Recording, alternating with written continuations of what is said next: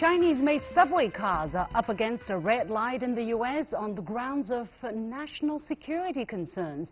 Why has China's rail industry become the new target? And the Intermediate Nuclear Forces Treaty is facing an uncertain fate. What's preventing the U.S. and Russia from coming to a consensus? Welcome to The Point, a news opinion show coming to you from Beijing. I'm Bixin.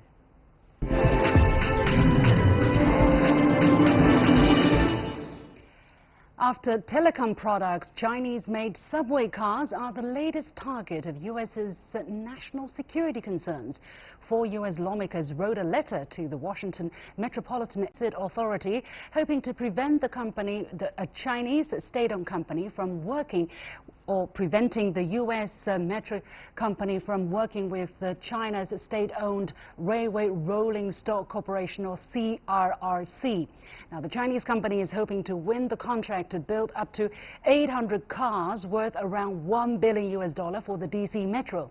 In the letter, the senators warned buying subway cars from China would allow Beijing to use the vehicles to conduct electronic spying on the nation's capital.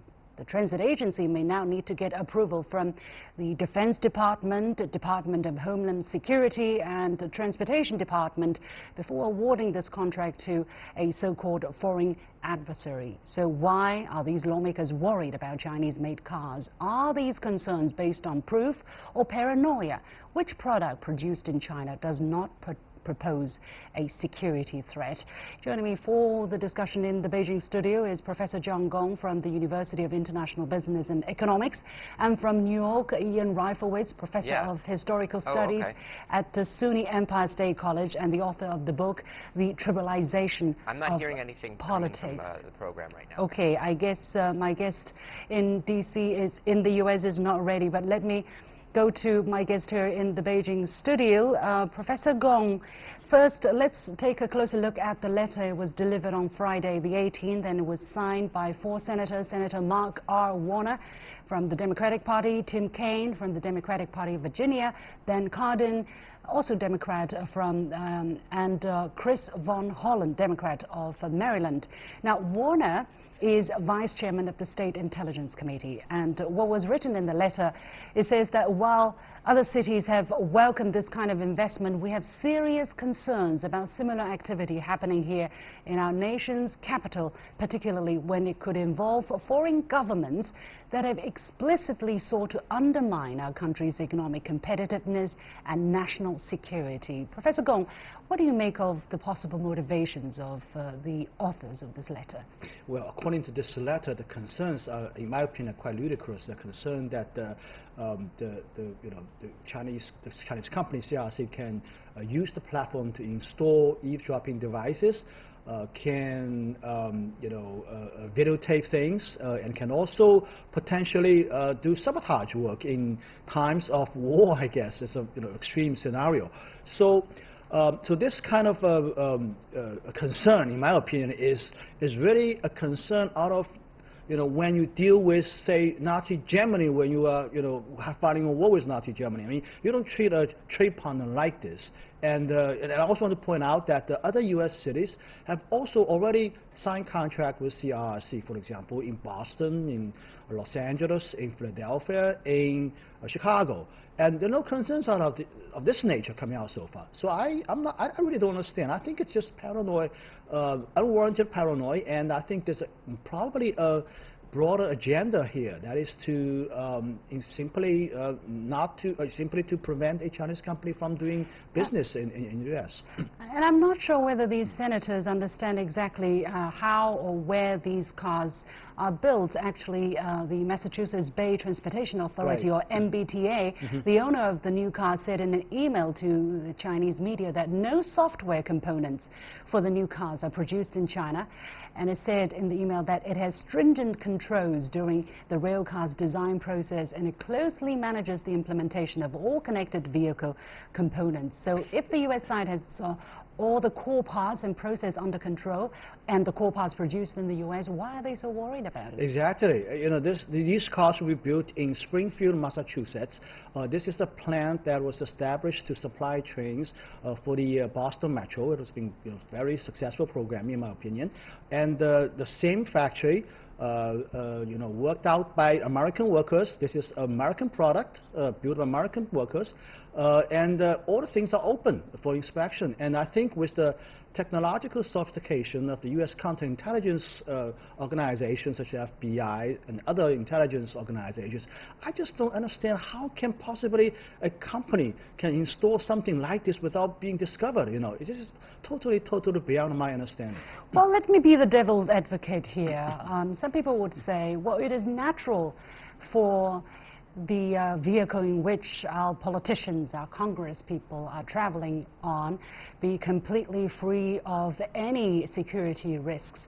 Imagine if China would allow a U.S. company to build the transportation or subway carriages for the Chinese capital. What would be your answer to that? Well, in fact, we're already doing this. So you just have a guess how many Boeing airplanes we buy every year. We have hundreds of Boeing airplanes placed. We place orders with hundreds of Boeing airplanes every year, and most of the majority of the airplanes flying in this country are Boeing airplanes, and of course the passengers would include high-level government officials. They sit in first-class cabins, and it's very easy if they want to do that to eavesdrop conversations with some of these government officials.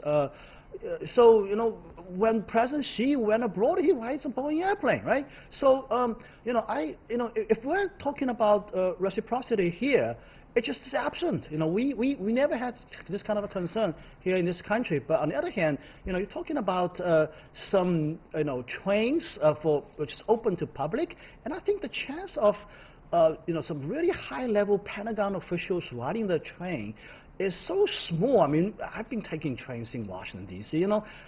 Millions of people are the working people in Washington, D.C. It's so difficult to distinguish, in my opinion. And also, China actually imports technology and gets help from countries such as France to build its nuclear power plant, for instance. If we would all have this kind of mentality, then we should never have done that, because imagine a nuclear leak, that would be a catastrophic thing. We're not even talking about French companies. Let's talk about a banking industry here in China. The major banks here in China, they're all using server systems built by IBM, which is an American company.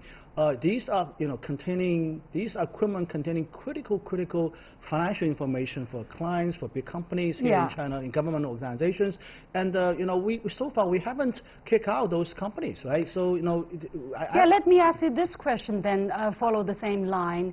Then some people in the United States would say, well, you have been naive. You shouldn't have done that. You should have used Chinese computers for your banking system. What would China say? Well, I mean, you can turn around the question and ask this question to many other governments. No government in the world, having a normal trade relationship with the United States would do anything close to that, right? So, China is not unique from these other countries, and we would always treat. I mean, we have a notion of here that there's give the people the benefit of doubt, presume. Assumption of innocence. We don't assume people have sinister and vicious motivation here. So the thinking of these lawmakers, the 4 senators from Virginia and Maryland, it's just beyond my comprehension. Also, what is interesting from what I said, what was written in the letter, it says they have serious concerns, particularly when these products could involve foreign governments that have explicitly sought to undermine our country's economic competitiveness and national security. Basically, they are talking about countries. They're talking about China, right? This is total bogus. So it's not about whether Chinese companies are competitive, whether their technology is good, or whether they respect their laws, or they have a good price. They have a very competitive bidding price. It's about where you come from. I'm seeing a kind of international identity politics at play here. What is your impression? Well, I think what they're talking about is that by giving this contract to CRRC, it somehow helps with companies' competitiveness. In other words, it makes the company makes companies stronger. There's more business going to this company. In a sense, it's helping this company. And and this company is a state-owned enterprise, and no government in the world is not interested in making its economy stronger, make its companies stronger. So naturally, the Chinese government would like to have its companies become stronger. So I think this is from where they're coming from, right? But on the other hand, if it would not be a Chinese state-owned company, if it would be a private company from China, would they not worry about security risk? I mean, with the case of Huawei. I suspect that they will raise the same issues. They will come up with another set of reasons to hamper CRRC from bidding for these contracts. And I just want to make a point that even without this contract, CRRC is already very competitive. I mean, this is a $1 billion contract.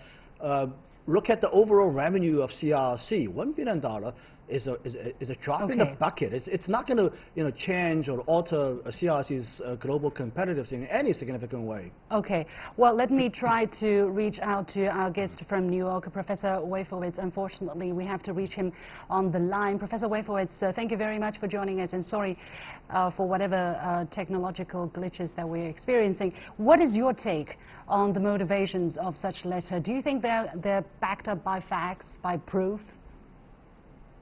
Well, we have seen in the last couple of years, serious charges leveled, including charges brought by the U.S. government that state-owned Chinese companies have engaged in espionage. We haven't seen those charges brought to a conclusion yet, so it's hard to know exactly, what evidence the United States would have in those cases. I think they must be serious enough that they wouldn't want to embarrass themselves by bringing those kinds of cases or making those kinds of charges if there was nothing behind them. So I think it's not unreasonable for the United States to take precautions. We are talking about a state-owned company.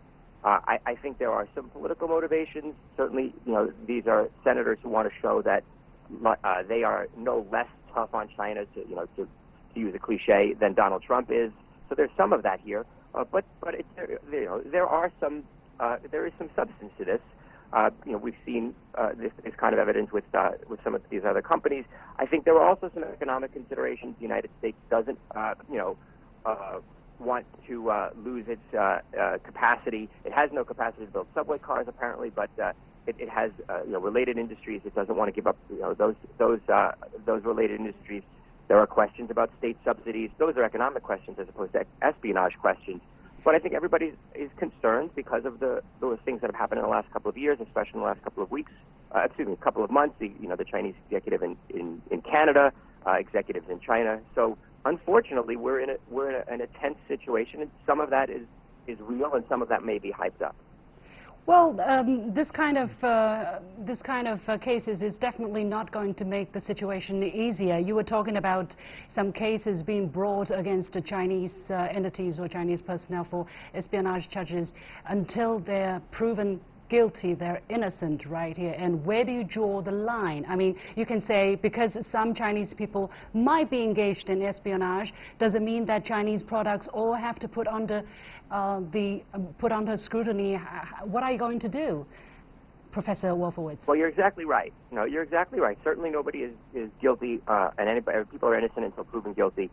So it's a matter of what measures are being proposed here. If the measures that are being proposed here are simply to take some extra care, and then I think that's certainly warranted. Fool me once, shame on you, fool me twice, shame on me. If you're talking about preventing Chinese companies from participating in the competitive process, I would argue that that's probably unfair. But I don't think it's unfair to put state-owned companies certainly under some extra scrutiny, although honestly every bid needs to be subject to the same scrutiny. And from what I did read in the Washington Post, a letter from these senators, they are talking about measures that would apply really to any bid. So I think, as long as every company is being treated equally, there's nothing wrong with some extra scrutiny, I would argue. Well, I would hope so. I would hope that it's not a discriminative process against any particular country. But from what we have seen here, it seems the message is implied that it's targeting Chinese cars.